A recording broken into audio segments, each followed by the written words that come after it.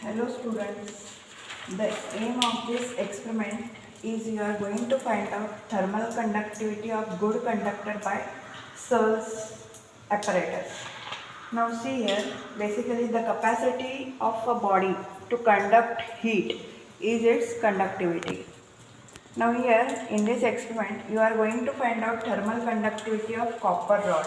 Now see the diagram here, this is a copper rod. This particular horizontal rod is a copper rod whose thermal conductivity you are going to find out. One end of the copper rod is connected to the steam chamber where the steam is coming in, conducting across the rod. At the another end here copper windings are there, copper tubings are there where the water is coming in and going out. So there are 4 temperatures thermometers, theta 1, theta 2, theta 3 and theta 4. Now see here the actual experimental setup. Now this is a Searle's thermal conductivity apparatus. Now here you will observe a wooden box because everything inside is insulated so that there is no loss of heat to the surrounding. One end of the rod is we are going to connect to the steam chamber. This is a steam chamber. This is your hot plate and it is getting heated. Now here at the another end, here inside this there are copper windings, copper tubing. Just now I have shown it in your diagram. Copper windings are there. Water is coming in from the tap and going out. Here the water is going out.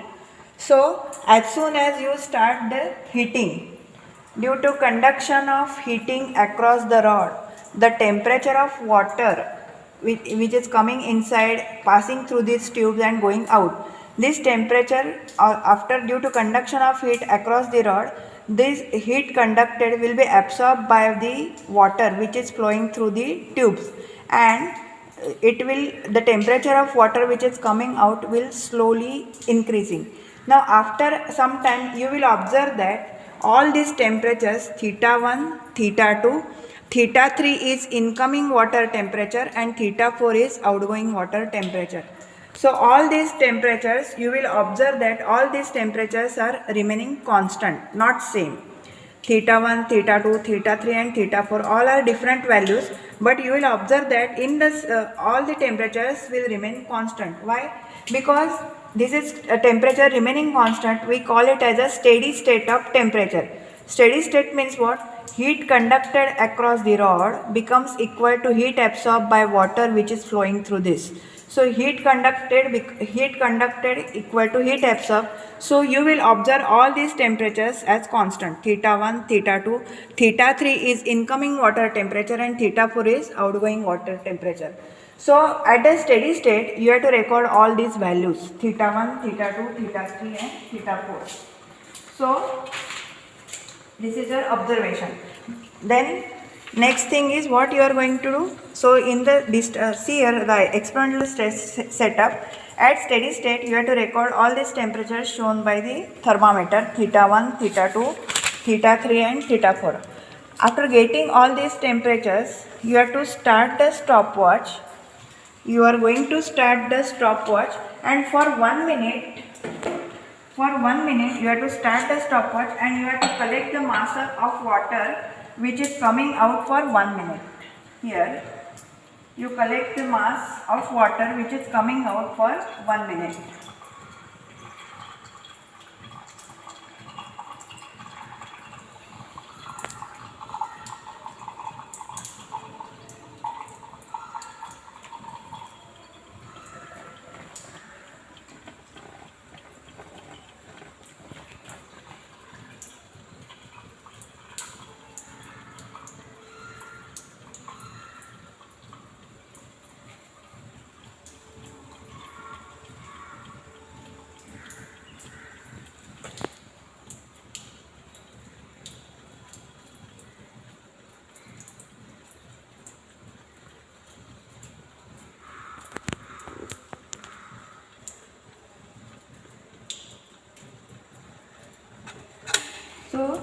I have collected this much of mass of water collected in 1 minute.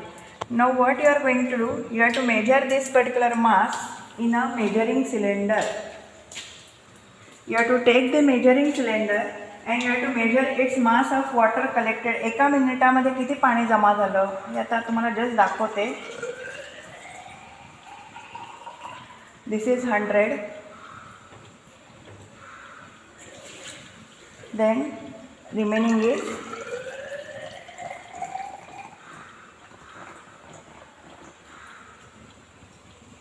193 grams, 193 ml, 193.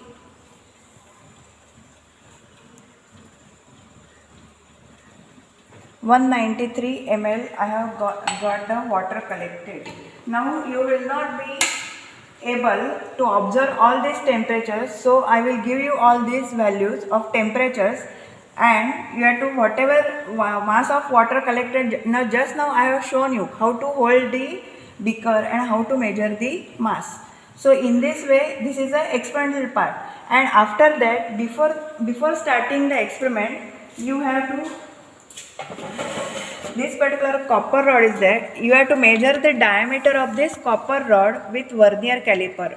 You have to take 3 readings. That observation table I will be giving you. Material of rod is copper, length of the rod is 50 cm, area of cross section that you can calculate, and these 3 readings I will be giving to you, and you have to calculate area equal to pi r square. That's all. Then the distance between two thermometers T1 and T2, this is your T1 and this is your T2. This distance you are supposed to measure. That particular value is 11.5, that you substitute it here, and from that you do the calculation.